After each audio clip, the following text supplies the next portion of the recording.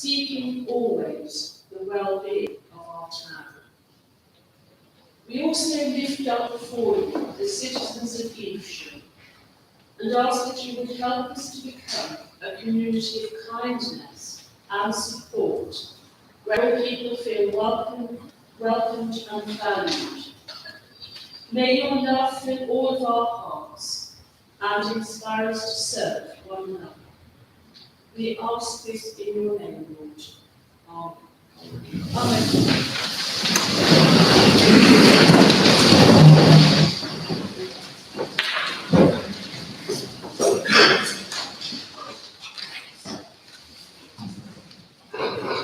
Okay,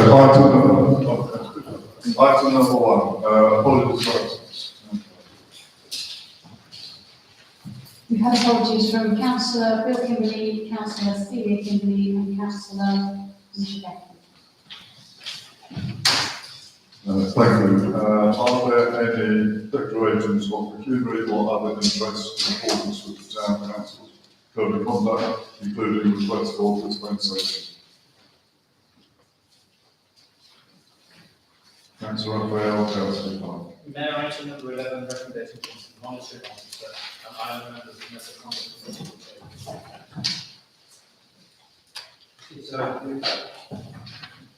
Noted. Councillor Hale. Yes, I see the compost, a sustainable report from VHDS. I can't spot it, but I'm the director of LVG and VHDS. That's noted. Thank you. Any other declarations? Okay, we move on to item 3, which are my announcements.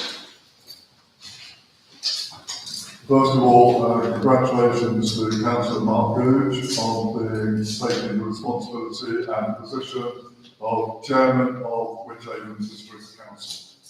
Congratulations, Mark.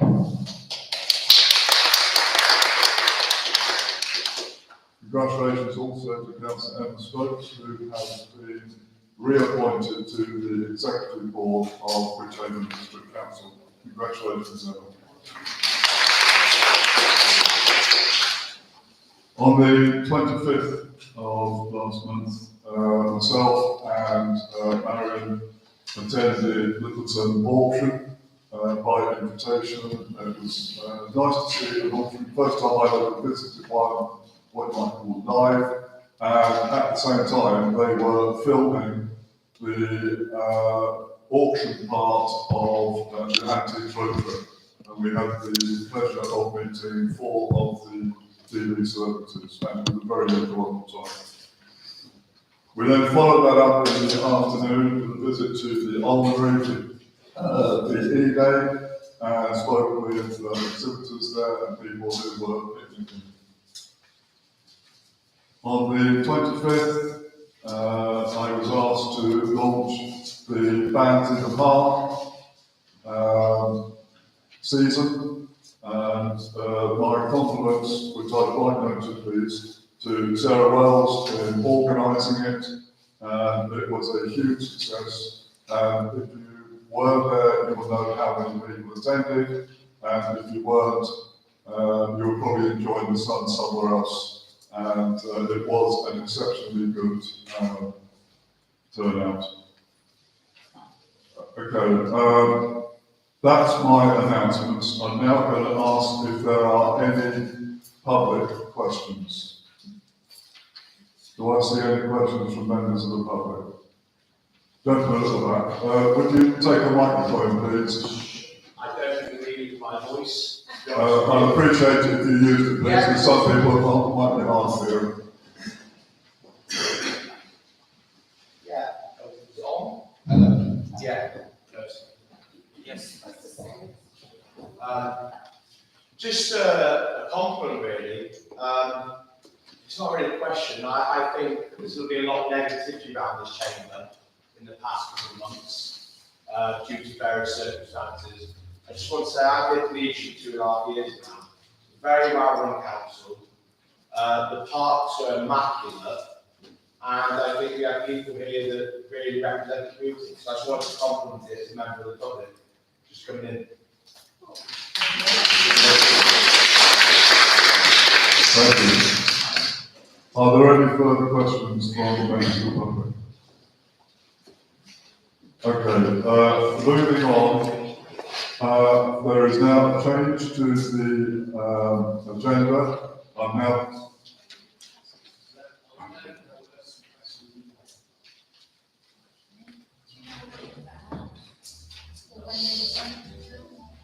You would be sent in the last 3 or 4 days.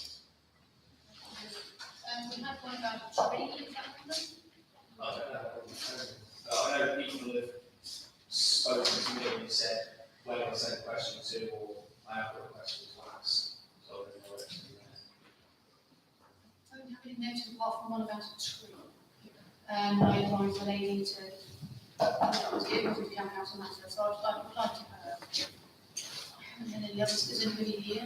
I mean, I'm not in a position to strength some because I haven't had. Could you use the microphone, please, because we can't hear you, any of you. Yes, I haven't had any.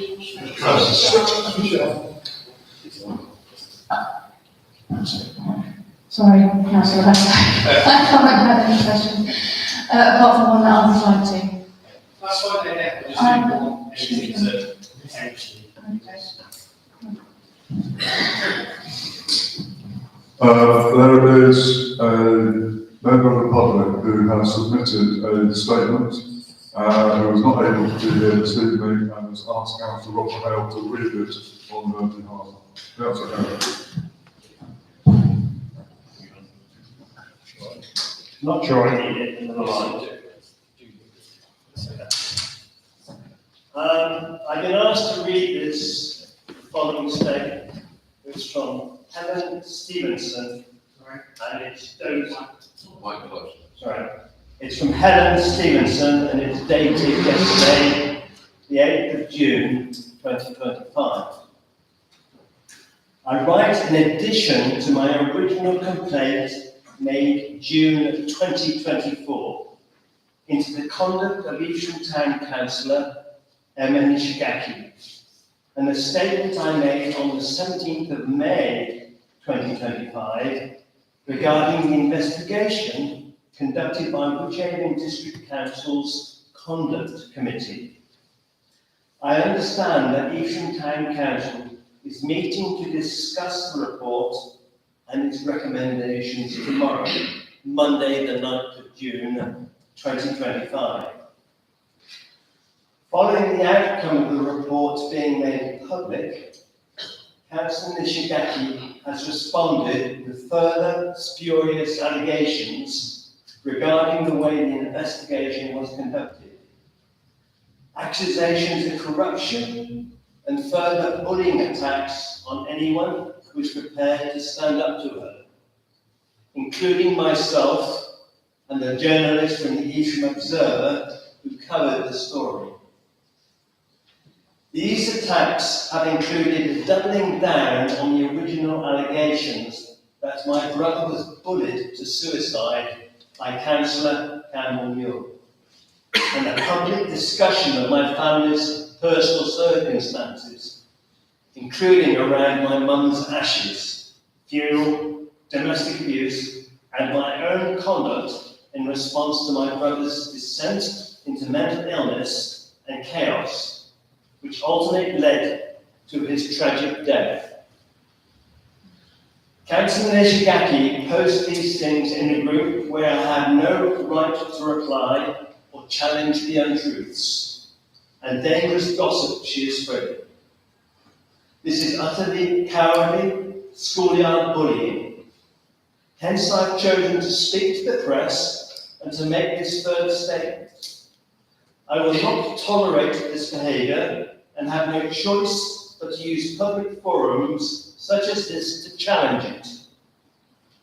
For the record, the screenshots that she has shared regarding the contact between my brother and Councillor Campbell Muir are clearly dated around the time just after my mum's final illness and tragic, horrific death.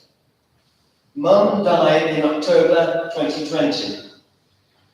The screenshots of Councillor Nishigaki are shared at the screenshots Councillor Nishigaki has shared are from January-February 2021. Paul died March 2022. Over a year after these interactions, and it's simply not true that Councillor Cameron was actively bullying a suicide victim a week of his death. That's a quote. So this is a quote from Councillor Nishigaki's Facebook page, June 2024, where she also called me an utter liar because I said that she contacted me out of the blue to discuss the circumstances of Paul's death on the 18th of July 2022. Even though I have evidence that she did, which I'm happy to reshare with anyone who wants to see this. The allegations made revolve around whether or not Councillor Cameron had started a story that he, my brother, had beaten up my mother. Quote from Councillor Nishigaki's Facebook page, June 2024. For the record, I, as my mum's next of kin, can confirm that Councillor Cameron did not make up the story that Paul had beaten up his mother. I should not have to discuss any of this private family business in public, but I cannot stand by and hear these lies spoken. The months leading up to my mum's death were the start of what became the worst period in my life. When information came to light about the conduct of my brother, my priority at that time, the priority of any loving daughter, was to protect my vulnerable mum from further abuse and harm. My mum was a strong, proud woman, and the disclosures she made in that period absolutely broke her. She never recovered and simply gave up living.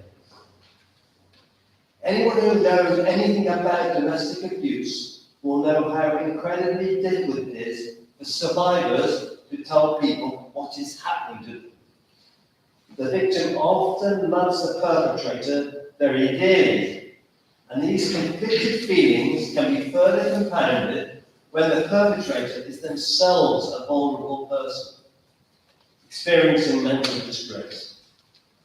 However, the priority has always been to be the safety of the victim and anyone else who may be harmed by the perpetrator. Perpetrators are responsible for the abuse and must face the consequences of their behaviour.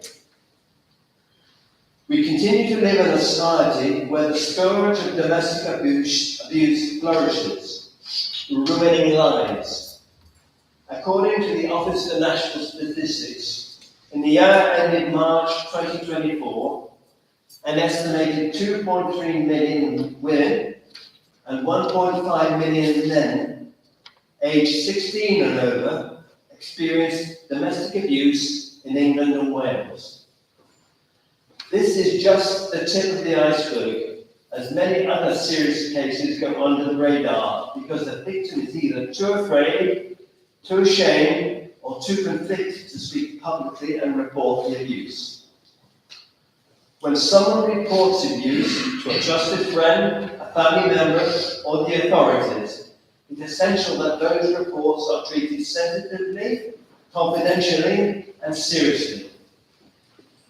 Perpetrators will go to great lengths to conceal, minimise, or deny their abuse, and people in authority, such as counsellors, must not allow themselves to be sucked into those behaviours. Councillor Sharon Hemming was a trusted friend, beloved friend of my mum. No one made anything up. How much clearer do I have to be? Out of respect for my family, who loved Paul and wished to remember him as the funny, awkward, goofy brother he was, and not the deeply troubled, mentally ill person he became, I ask once again for all posts regarding me and my family to be removed, for an apology to be issued, and for Councillor Nishigaki to urgently attend a training on domestic abuse and other safeguarding issues. I have severe concerns about her fitness to represent vulnerable people. Based on the evidence I've seen, and I urge Evesham Town Council to take the strongest possible action to ensure that no other family is forced to go through what we have. Please make this stop. Thank you. Do any councillors have any comment to make? Okay, thank you, and we move on. As I was starting to say before, there's a lot of business and council business to get through. I appreciate that a lot of you may or may not wish to listen to a lot of financial figures, etc. So rather than holding me back, I'm bringing agenda item 11 forward to now. Then if you wish to leave afterwards, you're welcome to do so. If you wish to stay, you're also equally welcome to stay.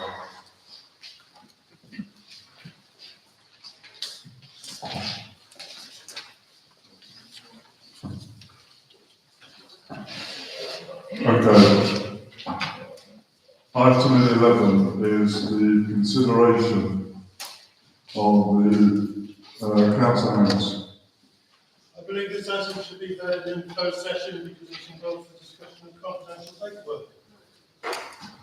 It's already in the public domain by others and will be held in public. That is my decision.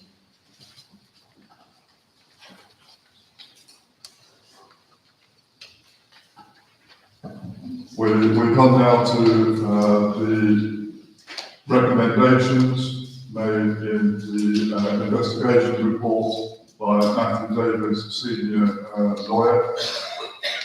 Councillor Holmes. I would like to put a proposal forward that the council adopts the recommendations in the proposal from the Commentary Office of the Chamber. Each motion has to go through and has to be voted on by the council members, and they will be taken one at a time. But your point is noted. So the recommendation from the aforementioned was, for the reasons set out above, which is his report, I find that Councillor Nishigaki has breached the code of conduct on several counts. Accordingly, I make the following recommendations to the Evesham Town Council. Motion 1.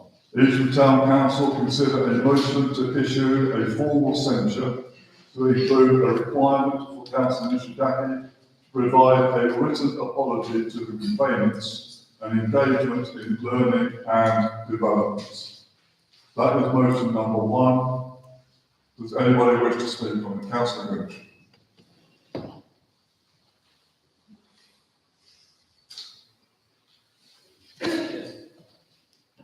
Yeah, thank you, Mr. Mayor. Obviously, I fully support this initial recommendation. Having read through the report, which I didn't actually get until Friday, so I have to say that the contents of the report are utterly shocking, and the severity of this breach of code of conduct can only be described as appalling.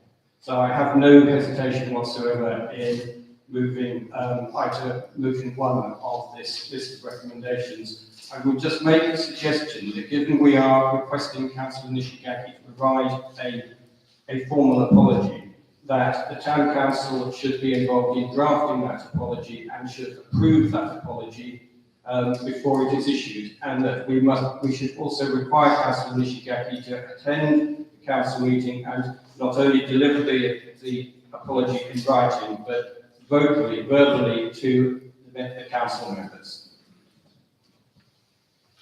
Thank you. Those comments are noted.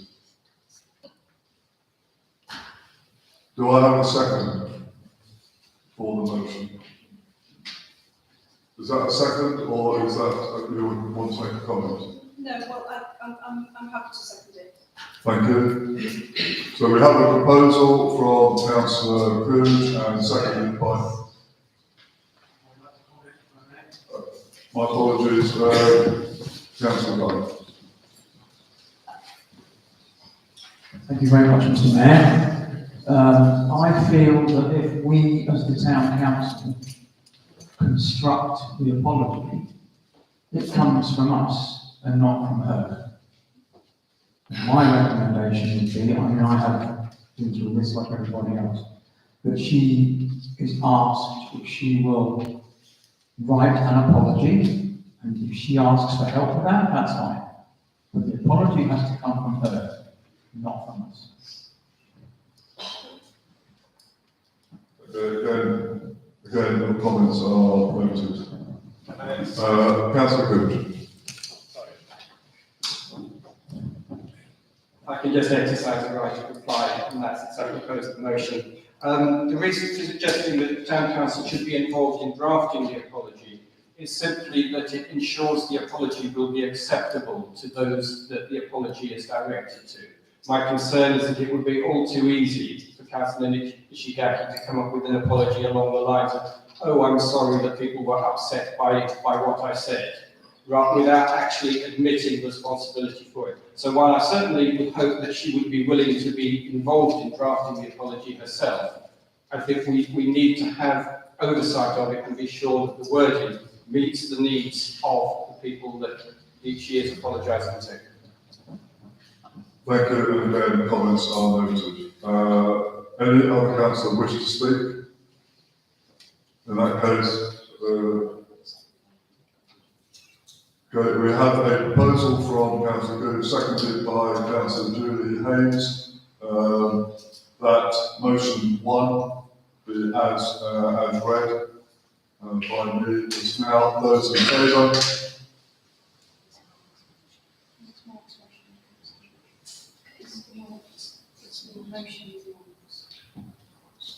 Yes, the motion is marked, beg your pardon.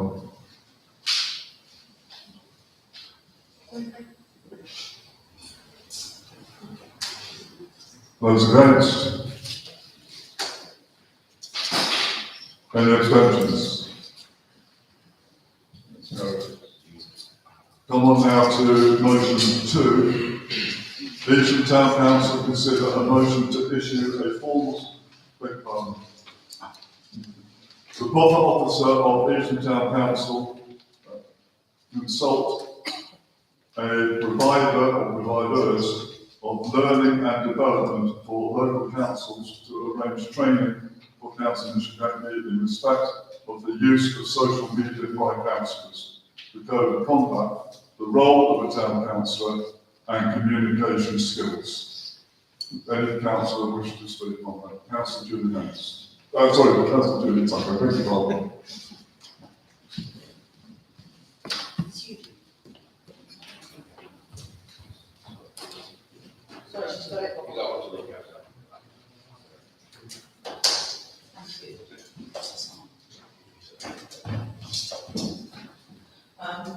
Yes, I would just like to add to that list of learning and development by putting in domestic abuse awareness, please. I was requested by the person that we heard from.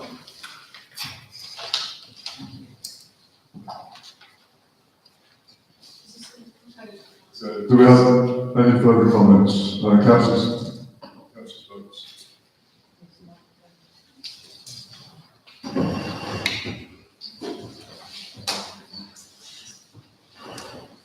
Thank you. Thank you, Chairman. Thank you, Chairman.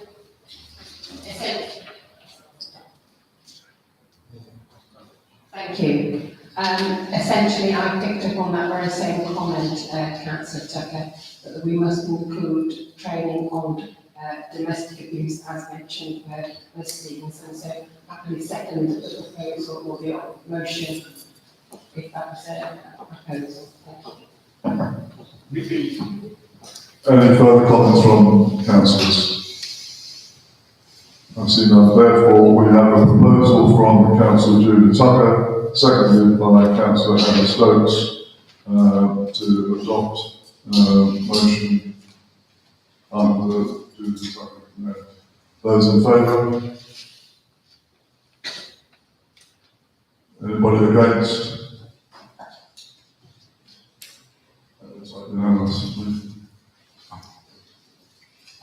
Come on to the next motion. Evesham Town Council consider a motion to remove Councillor Nishigaki from all outside appointments to which she may have been appointed or nominated by Evesham Town Council for a period of no less than 6 months.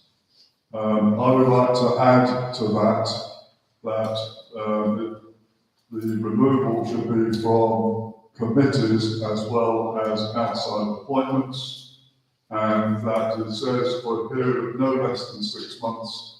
I propose that be to the end of this particular council. Is there a second? Councillor Marion Griffiths, are there any speakers who wants to speak? Therefore, a proposal from myself, the Chair, and seconded by Councillor Marion Griffiths. Those in favour? Any against? Any abstentions? Unanimous. The next motion, Evesham Town Council consider publishing details of the decisions they take on their website and anywhere else it considers appropriate, such as Evesham Town Council public notice boards. Does anyone wish to speak on this? Councillor Gooch.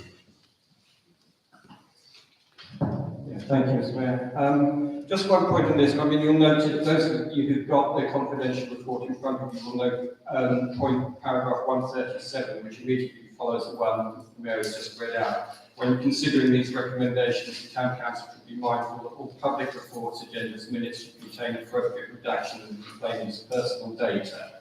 Now, I'm sure that we would all like to publish as much as is possible, but it's important to bear in mind here that this complaint is not just a single person's complaint. There are 3 complainants identified in the report, and their complaints were taken together and dealt with by the independent investigator. Now, one of the complainants, identified as C2 in the report, has identified herself publicly, and I don't think we'll have any issue with publishing the report. But the other complainants identified in the report as C1 and C3. It is possible from the report, if you have some background information, to be able to identify them. So I believe that before we publish, I would like to propose that we publish the report in full with all accompanying documents. But before doing so, we should seek the approval of all the complainants to have the report placed into the public domain. And if any of them are unhappy with it, we should redact the parts that relate specifically to them. Thank you. Can I take it that we're basically linking these 2 motions together? The one that I read out and the one that you then recited afterwards? Well, yeah. Paragraph 137 of the report isn't a recommendation in itself. It's a point related back to the previous one. So yeah, this is paragraph 136 on the confidential document. Yes. We're taking into account paragraph 137. My recommendation is that we don't publish anything until we make contact with all 3 complainants and either got their permission to publish or have carried out appropriate redaction. And I appreciate that may take some time, but I think it's more important to do it right than to do it in haste. I agree. So we have a proposal. Do we have a second? Councillor Haynes was first. Judy Haynes. Are there any councillors who wish to speak before we vote? I see none. Therefore, those in favour, please show. Any against? That is unanimous.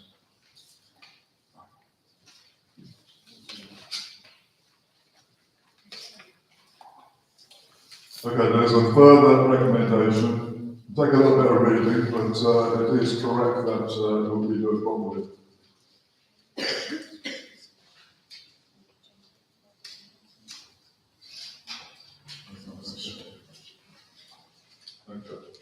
Motion to consider signing the Stability and Respect Pledge proposed by the National Association of Local Councils, NALC, One Voice Wales, the Society of Local Council Clerks, SLCC, and county associations. I will propose that from the chair. Is there a second? Councillor.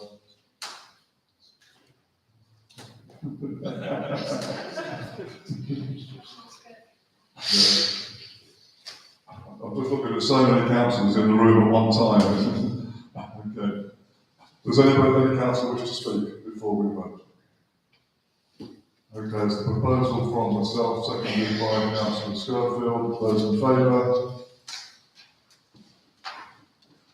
Any against? That's unanimous.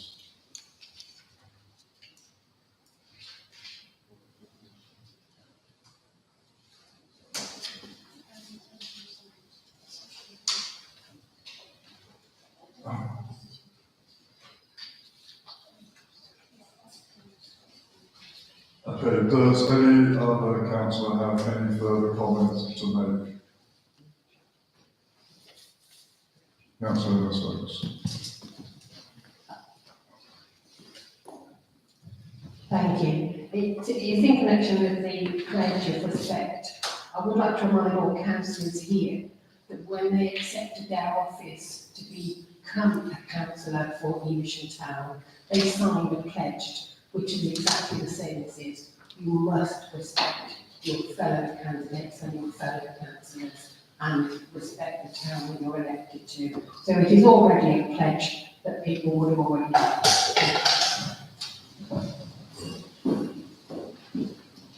Councillor Julians. I'd just like to add a contrary comment to what Councillor Stokes has said. I'd like to remind you of the comment that she made in relation to an ongoing case where she accused my husband of brawling in the street. Now you lied about that, didn't you? I think everybody can hear me, actually. You lied about that, didn't you, Councillor Stokes? And you showed absolutely no respect, zero respect. You lied and you showed zero respect, and that is going to come back to bite you.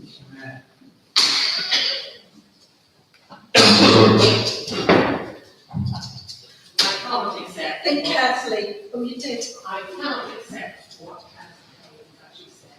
It is false, as per her other allegations. I will remind her that I am your husband's prosecution witness. I am a witness for the prosecution. So please do not make me disclose any of the information that I have said in my statement to the police regarding your husband and regarding the situation. You've raised this and you want to make sort of anonymity. You want to put across the fact that you're superior. Please do not. You are not superior. We are all equal. And you did more up the streets. It was horrific to watch. I saw you had fisticuffs. I suggest you cease your talking. Well, this is a matter that is not under debate at this moment in time. It's a totally separate issue, and I'm drawing a line under it now.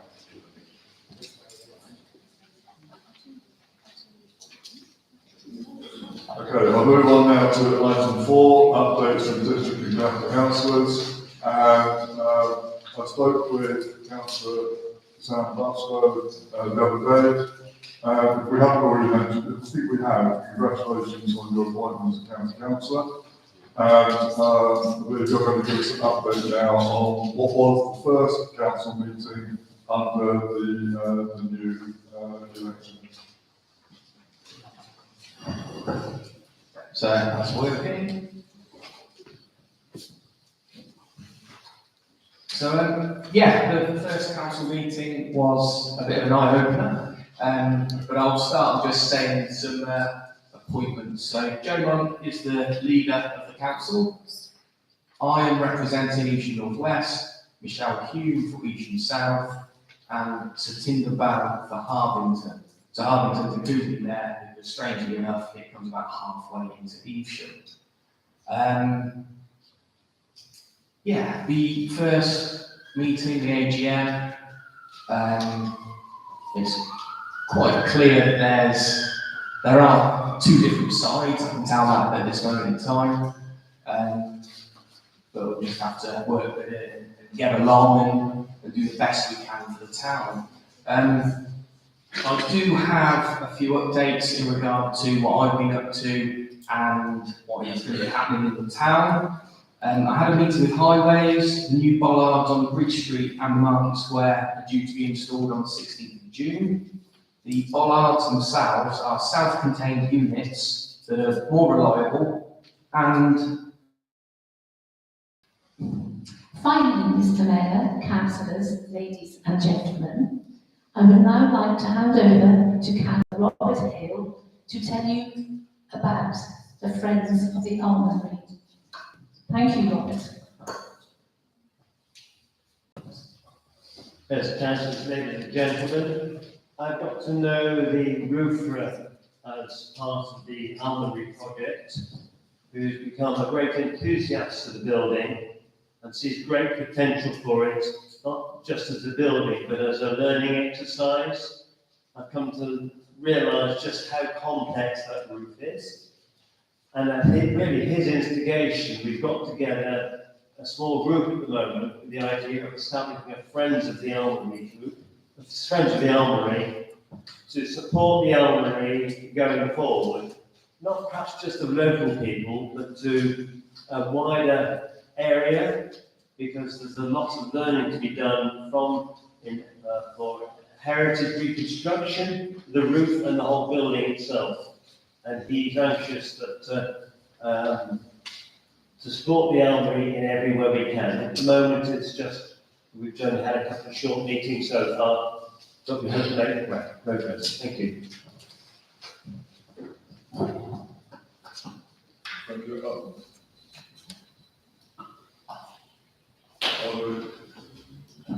Are there questions to either of the previous speakers? Councillor Timmermans. I'd just like to add to what's been said there that I made a short video of a talk concerning the restoration of the Armoury, and there's another one which is still slightly unfinished about the details of the roof. I will make sure that they're both finished and that they're available on the council website if that's the case to apply, limited access. I'll make sure they're made available to everybody. Thank you. Any further comments? Okay, thank you for those. Now move on to item 7, minutes of the 2 previous meetings. One held on the 8th of May in Town Council, and the one on the 12th of May, which was Council meeting and meeting. I've looked through the minutes of both of them, and I'm happy to propose acceptance of both of the minutes of those meetings. Is there a second?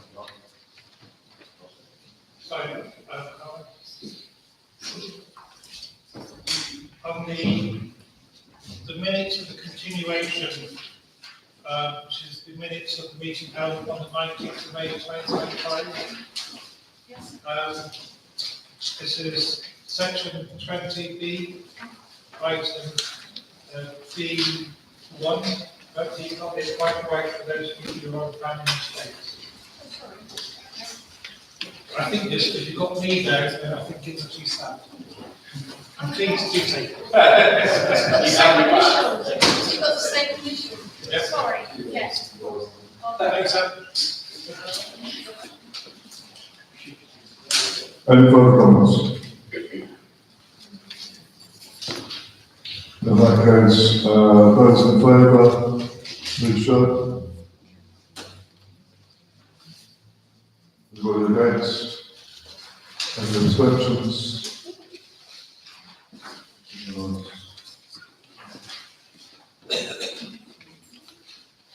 Now come on to item 8, committee meetings, to receive the minutes of the planning and estates meeting of the 27th of May.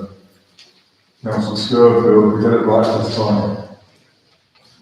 Thank you. I'd like to commend the council for leading through an accurate recording of the session. Okay, there's a second.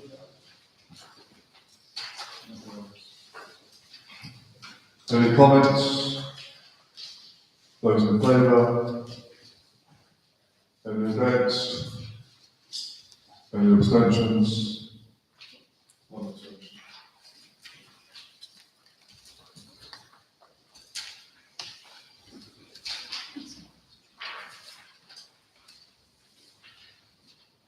We now come on to item 9, nominations for the devolution working group. This is a new group to the council. Those who wish to put their names forward have done so to the town clerk. Councillors now have a paper in front of them with 1, 2, 3, 4, 5, 6, 7, 8 names. Councillors John Campbell-Muir, Councillor Mark Hughes, Councillor Robert Hale, Councillor Bill Kimberley, Councillor Celia Kimberley, Councillor Robert Raphael, Councillor Peter Schofield, and Councillor Julie Tucker. Councillors are asked to vote for up to 5 members only as per the ballot paper. If you could do that now and pass them.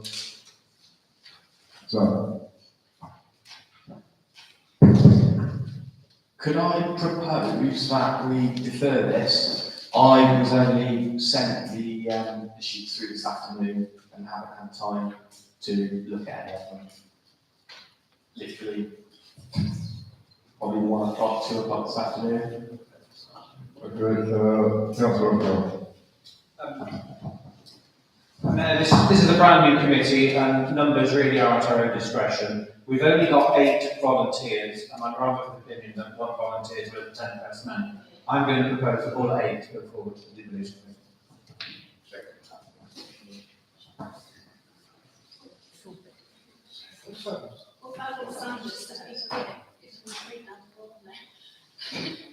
We've got 9 in there. I propose 9 myself. Councillor Julian's.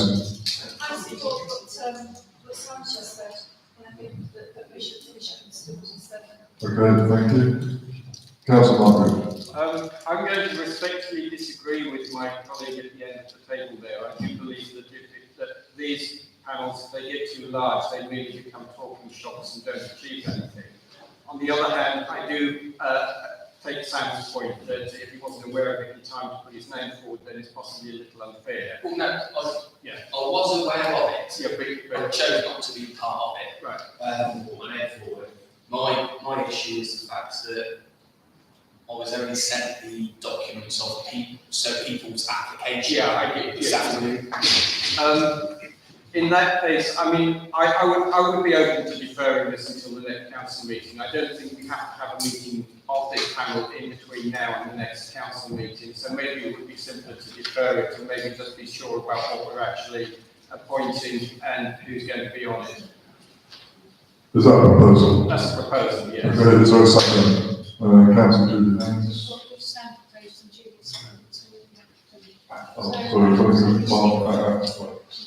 Okay, those in favour of deferment to the July meeting?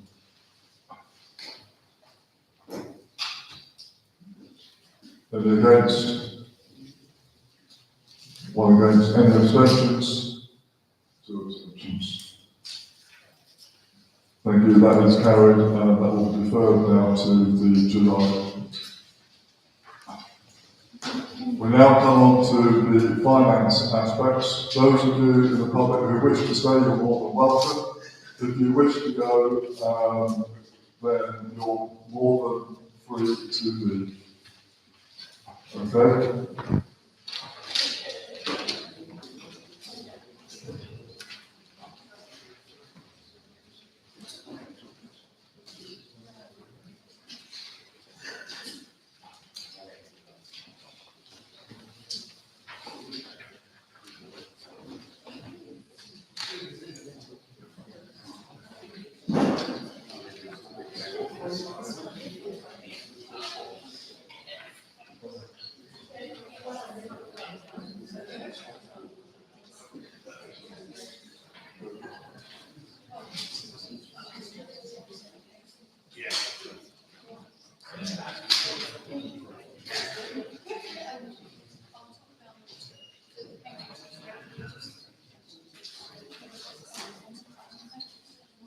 Okay, so, item 10, the finance, number 1, payments and receipts for April 2025 and already been distributed.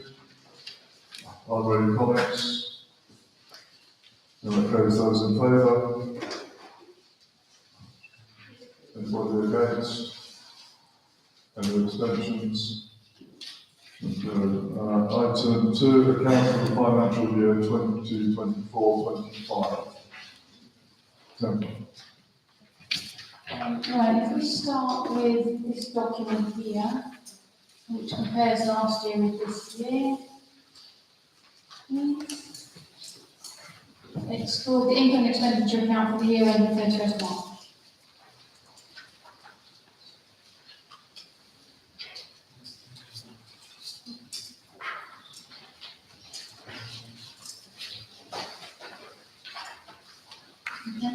So this document compares last year under the general headings with this year's expenditure. Some of them are the same, but I'm going to go through what the differences are. So the top one is the preset. This is under operating income, the general income.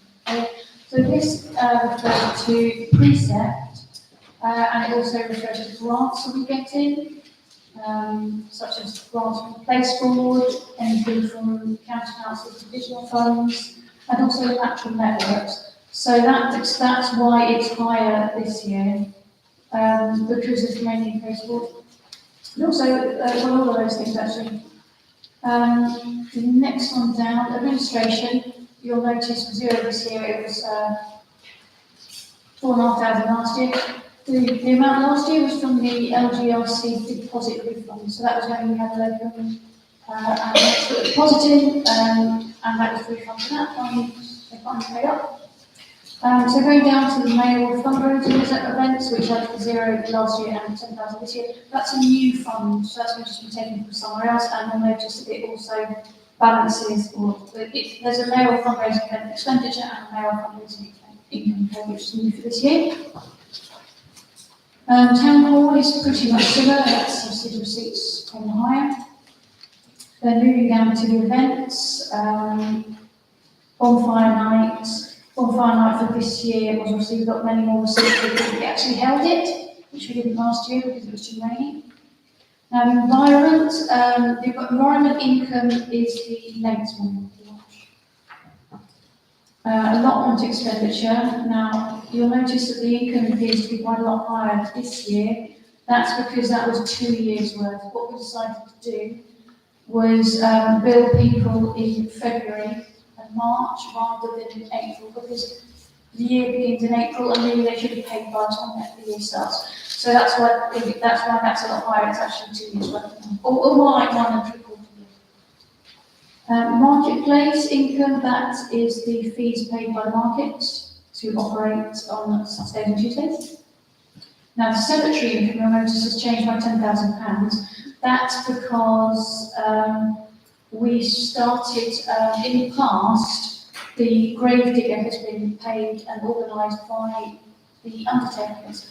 But we had a couple of issues and we wanted to standardise and use the same grave digger. We need to be reliable. We had a couple of incidents where we weren't satisfied with the grave digging, the lateness, and the quality and the depth. So we've hired our own grave digger now, so we draw that extra income from the undertakers and then we pay it to the grave digger. It's a zero bottom line, we don't make a profit on it. So that is the difference in the 10,000 cost. Actually, the receipts being used are exactly the same. And if you notice down at the cemeteries expenditure, £10,000 of that difference is also accounted by the money that we pay to the grave digger. So administration, that's mainly, so we're under running costs now. And they're all the same headings. So administration, that's mainly the salaries and the costs of the office. The Abbey Lane, that's on premises. That's things like utilities and the rent, that's been pretty stable. Grants made, that covers Wallace House support, the festival grants that the council issues, and the small grant scheme. And it also includes the money that we give to inward investment to Evesham District Council. And the difference in the 2 years can be accounted to the additional support we gave in the house last year, because we gave them much bigger grant last year than we did this year.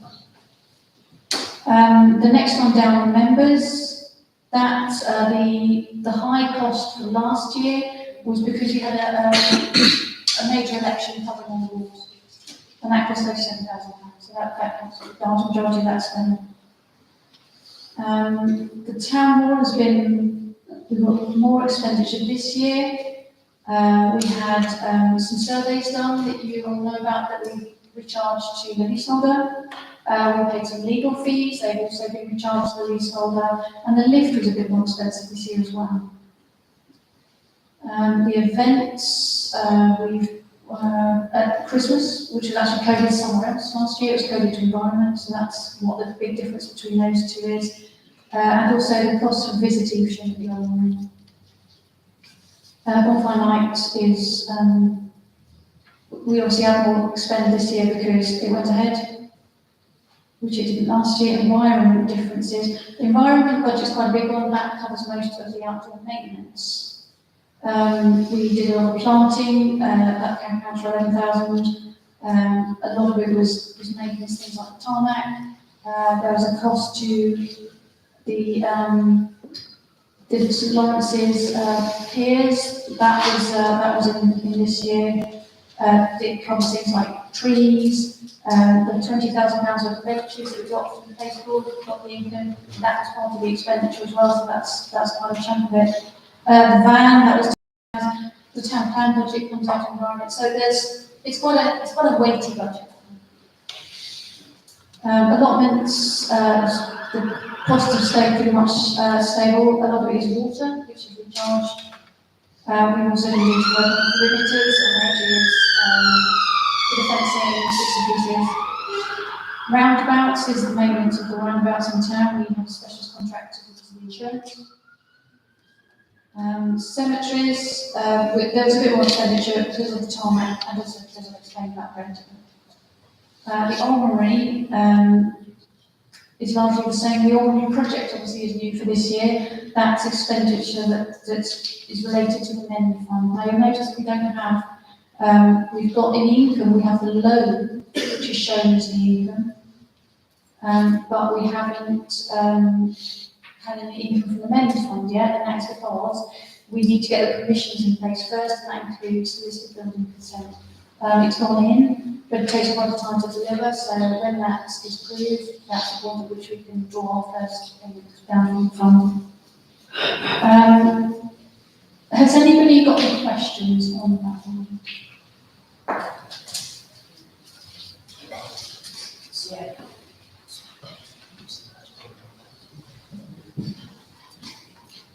Yeah, is that on? Thank you. Yeah, you referenced the payments or the running costs for the town hall, and you said we issued invoices to the landlord. Has that been taken, included in that 54,000 cost? Has it been netted off? And what is the likelihood of them paying those invoices? I like to think they would pay it. We're going to chase them for it. It largely depends on negotiations. Actually, if they say yes, you know, it depends on what's going to happen next with the town, with the restorer. Yes. So it's quite a lot of money. Yeah. I would quite like to know. I was going to say, we'll just put a little note to the side how much it actually is. It's about 15,000. Is it? Well, that is to say, I don't know what the exact breakdown is. We found that the leaseholder would be able to charge for long years, so we would charge them for the underpayment. I have no idea how that happened. It predates all of us in the office. And so that's 6 years worth. And we've done it's the legal fees and the surveys. The surveys are very expensive. I can't remember the exact value. Somebody on the PE case might remember. It was 6,000 for the surveys, the legals for that. If you could just keep the finance committee updated on what you pay. Yeah, it's in the system. So basically, it's on our unpaid invoices, so it can't get forgotten about. Right. Okay. So next page, which is cash and investment reconciliation. So you'll see at the top, the bank statement balances basically. So these top four, they are the actual bank balances as at the 31st of the 3rd, 2025. And these, this is the reconciliation needs to be just balances with, so that you know that essentially it works back, so that it's a reconciliation.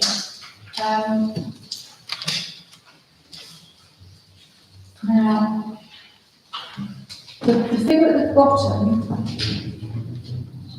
is the, that's box 8 on the annual statement, in the accounting statements. And we also need to provide an explanation of the differences between box 7 and box 8 on the annual statement, which comes in a minute. So box 7, the difference between them essentially is that on the 31st of March, in any given year, some people will owe us money, but it's in the accounts, and some people we will owe money to. And that really basically is the difference, and that's what this does. So it talks about debtors, and it talks about, and the difference between and or not, that's what the difference is. So we also got unclaimed VAT. Yeah, anyone got any questions about that? Okay. So the bottom box, those 4 lines there with the 4 different accounts on, these are basically the bank statement values taking into account the adjustments of the rest of the debt. Okay, so box 7, which is on the top of the page, that takes into account what's owed and what we owe, so it's a better representation of accounting policies. So next page, the balance sheet. Basically, the balance sheet also documents the credits and the deposits. And then the next one is the one that the annual governance statement. Now, we are required to make various statements, they're written out for us. And we have to tick yes if we abide by those. Basically, we have to make those statements in good faith. We've had an internal audit report which you've seen. And based on that and the comments, we're confident that we are able to tick yes to all of those different statements. So that's something that you'll need to approve. It's one of the items that we'll come to, and that'll be signed tonight. We've also supplied an audit report for your approval. And finally, we've got the accounting statements, which are basically based on the accounts, and also that document which I went through at the beginning. Has anyone got any questions? Yeah. The 160,000 outstanding capital balance, where's that represented on the balance sheet? Which one are you looking at? Number 10 on the accounting statement.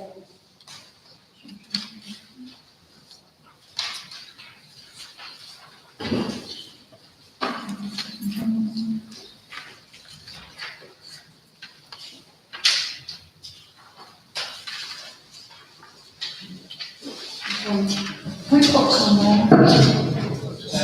Box number 10. What's on 10? Total Borrowing. borrowing. Yeah, it's on the, where is it on this one? Balance sheet on. Yeah, it's down as the Omri project. If you look at 31st of March 2025, it says Omri project, 159,944. That's that loan. But the reason it doesn't say 160,000 is because they gave it a fee, which was really irritating. I would have expected them to have it on top. Put it onto a loan, but they didn't. They took off the fee. So that's where that comes. That's where that is.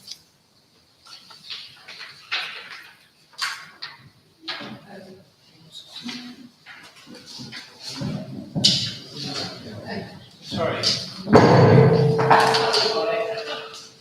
I don't understand how that works. If it's a loan, it appears on the balance sheet. I'm sorry.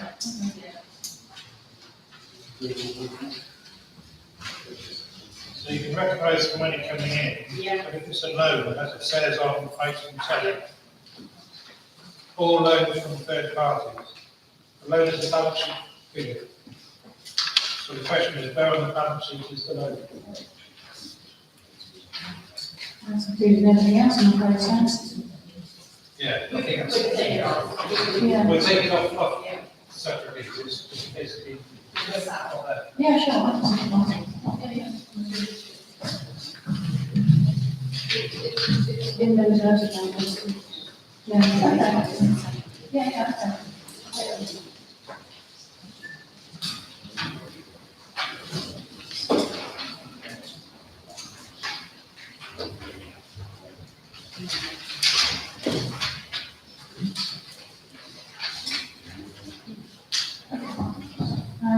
Right, so, Mr. Chairman, if you'd like to go through the items one by one.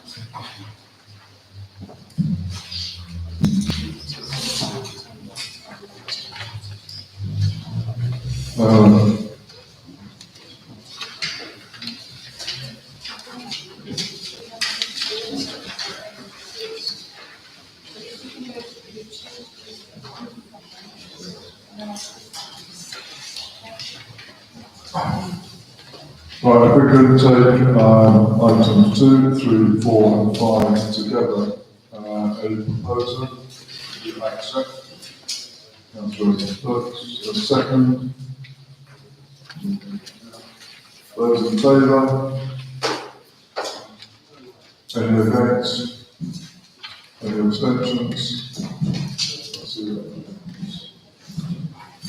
Okay, move on now to agree the period for the exercise of public rights. Oh, sorry, to vote.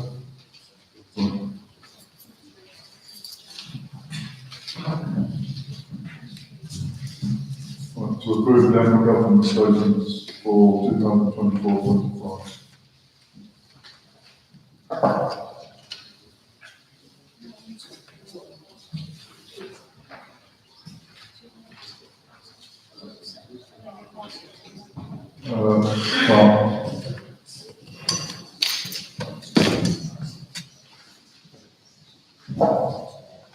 Thank you, Mr. Mayor. Yeah, I'd just like to congratulate the officers really on the annual government statement, having been a member of this council when we have had some difficulty in getting all the ticks in their boxes on time in the past. It's very refreshing to see both the internal audit report, which comes through very positively, and to have the internal governance report all ticked off as it should be. So I'd just like to place on record my congratulations to town clerk and the officers for getting the work done and getting us to this point so efficiently. And I'd like to, if necessary, I'll propose acceptance of this, or whether we need to give this back.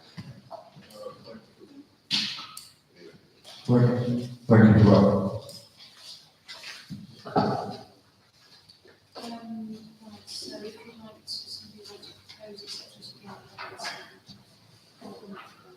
Right, so, well, takes that as a proposal. Yeah. Second, Councillor Julie Haynes, those in favour? Those against? Any abstentions? Okay, item 4, to approve the accounting statements of 2024-25.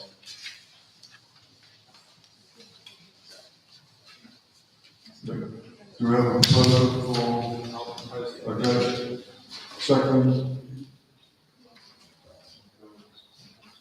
Those in favour?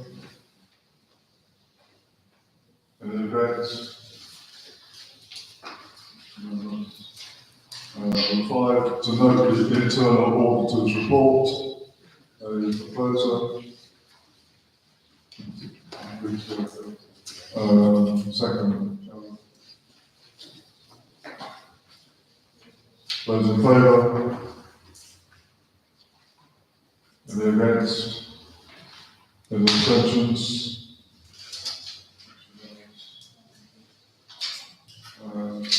6, to agree the date of the period for the exercise of public rights.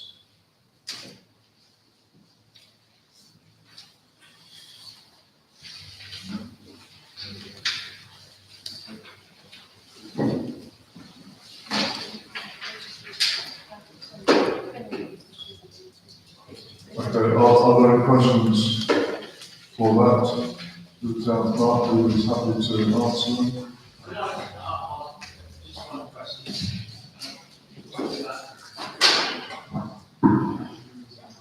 Thank you very much, Mr. Mayor. Can I just ask one question? Sure, it's buried in here somewhere. Not buried is the wrong word, but it's in here somewhere. How much does it cost to run the Evesham Town Council per annum?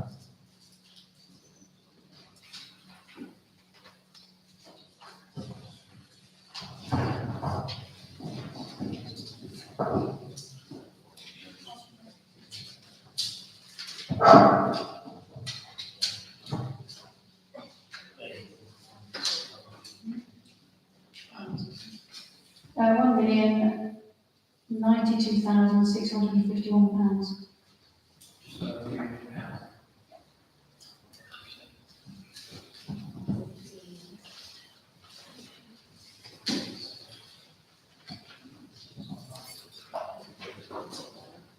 Any other questions?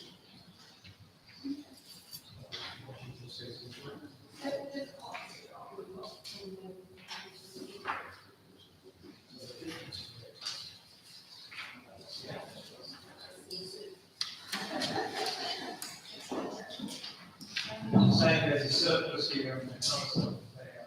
You take one from the other. It's all to be good. So, 1.3 nominee and 1. Just called 1.1. Ouch. 1.3 nominee. It was technically 200.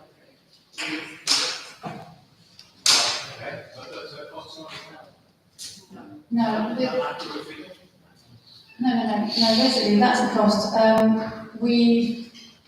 Any underspend, and we've had underspends this year from staff, because we've had some roles that then have been rigid, and we've got roles where somebody's been paid off pay, Sarah's been paid for one part of this year. Yeah. So that's produced underspends, which are going to present.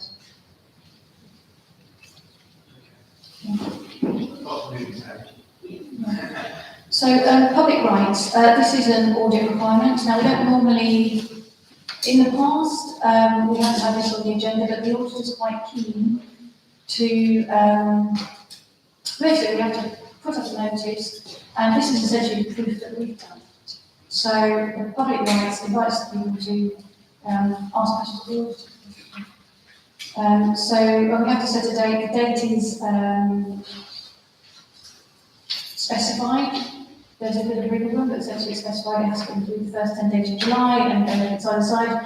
And the auditors asked us to actually agree officially at a council meeting. So that's what that's about. The notice is supplied to you. It's that.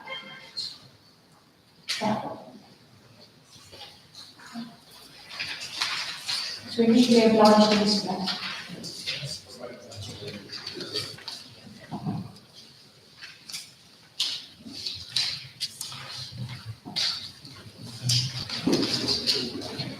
Okay, is there a proposal?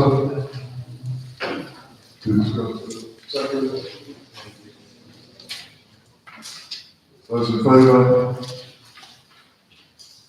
Any against? Any abstentions?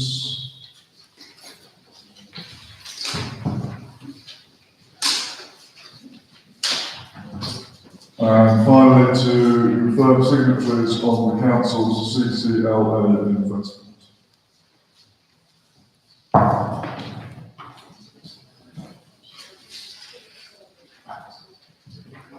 Okay, the current.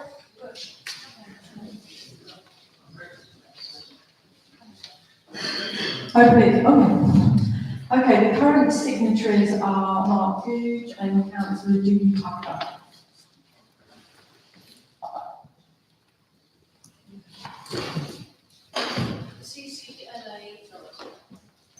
The CCLA have asked us to confirm that, and they need us to send the minutes. So we needed to agree it, and then I'll send the minutes. So, Councillor Tucker, are you happy to continue? If the council wants to do. Councillor Googe? Yeah. Very good. Yeah. We need the proposal. Councillor Stoke proposing and Councillor Stanbrook. Those in favour? Any against? An abstention, was that against? One against. Any abstentions? That's carried. Thank you. That, ladies and gentlemen, concludes the council meeting for tonight. Thank you very much for your attendance, your patience, and listening, and a safe journey home.